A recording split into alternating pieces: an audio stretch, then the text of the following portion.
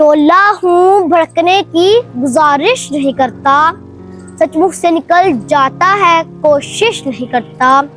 गिरती हुई दीवार का हमदर्द हूँ लेकिन चढ़ते हुए सूरज की परस्तिश नहीं करता। सदर आली वक़ार मुअज़्ज़िज़ सामईन और मेरे हम मकतब साथियों, अस्सलामु अलैकुम। आज मुझे जिस मौजू को मोतियों की माला में परोने का मौका मिला है उसका अनवान है पाकिस्तान के मौजूदा हालात। जनाबे वाला, हमने ये मुल्क पाकिस्तान किसी सियासी इनकलाब या किसी बादशाह की सखाफत के तुफ़ैल हासिल नहीं किया, बल्कि ये मुल्क हम मुसलसल जिद्दोजहद और कुर्बानियों के बाद हासिल हुआ है। मगर अफसोस कि जिस कदर जिद्दोजहद हमने इस मुल्क को हासिल करने में की, अब इतनी ही जिद्दोजहद से इस मुल्क से लापरवाही इख्तियार कर रहे हैं। मैं इस हकीकत के इज़हार में कतई नदामत महसूस नहीं करूँगा कि पाकिस्तान के मौजूदा हालात हर शोबे में पीछे से पीछे हैं। बेईमानी इस कदर के इंजीनियर ने सड़कों और पुलों की तामीर इस अंदाज से की कि मुल्क की बुनियादें खोखली होती जा रही हैं। महंगाई इस कदर के लोग खुदकुशी पर मजबूर नजर आते हैं, तो फिरका वराना फिसादात ने मजहब को बदनाम किया कि अवाम मसाजिद से दूर होती जा रही है। उजाड़ से अजीब मंजर, वीरान गलियां, बाजार बंद हैं। कहाँ की खुशियाँ, कहाँ की महफिल, शहर तो मेरे लहू लहू है।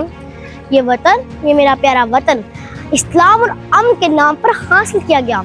इस मुल्क को पाने के लिए मेरे बुजुर्गों ने खून की नदियां बहाते हुए एक ऐसे मुल्क का ख्वाब देखा जो जन्नत नज़ीर हो, जहाँ कोई बेईमानी ना हो, जहाँ तरफ इंसाफ हो, किसी की सिफारिश की जरूरत ना हो, जहाँ कोई किसी के खून का प्यासा ना हो।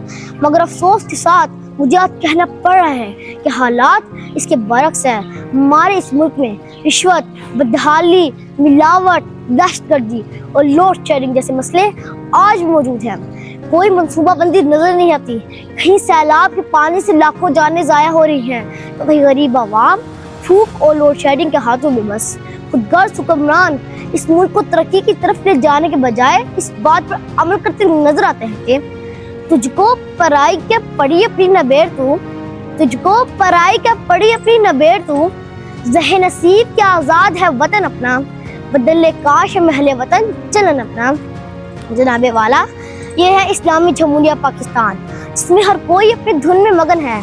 सर खुजाने की फुर्सत नहीं, दाएं बाएं की फिक्र नहीं, हर शख्स भूखा है।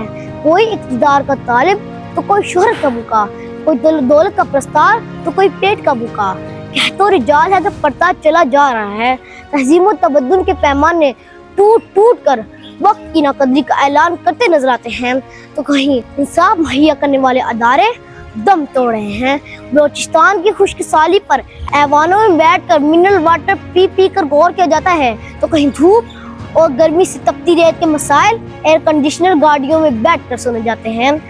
ये शहराएं इसी वास्ते बनी थी क्या कि इन पे देश की जनता सिसक कर मरे?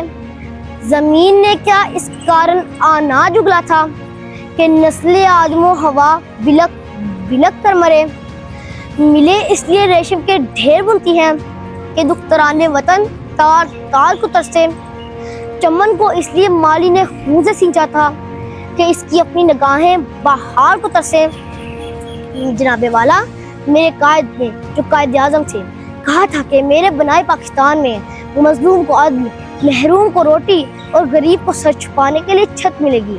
मेरे कायद ने तो ऐसा मुल्क बनाना था जिसमें हाकिम वक्त रातों को पहरा के बगैर गलियों में घूमे कि कोई भूखा तो नहीं, किसी के घर बच्चा दूध के लिए रो तो नहीं रहा, जहाँ कोई इंसाफ के लिए एहतजाज तो नहीं कर रहा, जहाँ कोई सिंधी, बलोची, पठान तो नहीं, जहाँ कोई फिरका वारी तो नहीं। काश हम इस इस्लामी जमहूरिया पाकिस्तान को वाकई इस तरह बना सके जिस तरह मेरे कायद ने चाहता है। शुक्रिया।